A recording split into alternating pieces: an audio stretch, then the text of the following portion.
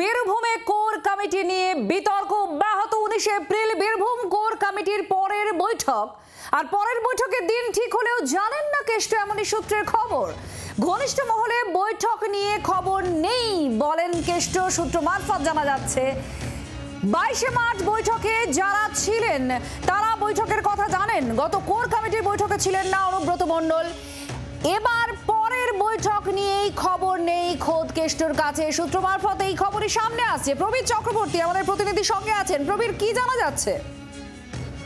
বীরভূমের কোর কমিটির পরবর্তী বৈঠক 19 এপ্রিল এই বৈঠক দেখা হয়েছে, কিন্তু ঘটনাচক্রে যেটা জানা যাচ্ছে সূত্র মারফত, বীরভূমের জেলা সভাপতি অনুব্রত মণ্ডলের কাছে পরবর্তী বৈঠকের কোনো খবর নেই। কোর কমিটির তরফে এখনো তাকে কিছু জানানো হয়নি।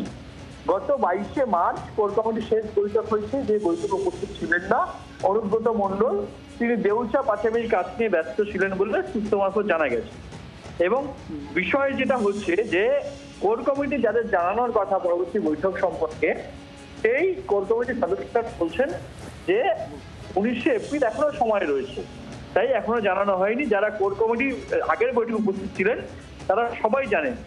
বিষয় যেটা রাজনৈতিক মহল বলছে যে অনুব্রত মণ্ডল তিনি বীরভূমের জেলার সভাপতি, তার কাছে পরবর্তী কোর কমিটির বৈঠকে এখন পর্যন্ত খবর নেই। এটাই একটা রহস্যজনক বিষয়।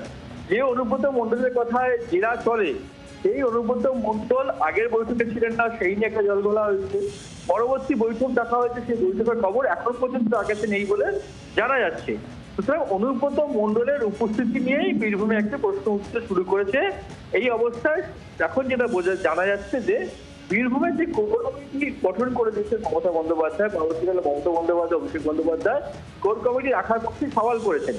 এই জায়গায় দাঁড়িয়ে অনুব্রত মণ্ডলের মতো একজন প্রতিনিধি নেতার কাছে কোর কমিটির বৈঠকে না থাকা, কোর কমিটির বৈঠক সংক্রান্ত কোনো খবর তার কাছে না থাকা, পুরো বিষয়টা অত্যন্ত আশ্চর্যজনক এবং রহস্যজনক বলে মনে করছে রাজনৈতিক মহল। ধন্যবাদ প্রবীর। বাংলার আওয়াজ, বাঙালির আবেগ, জি 24 ঘন্টা।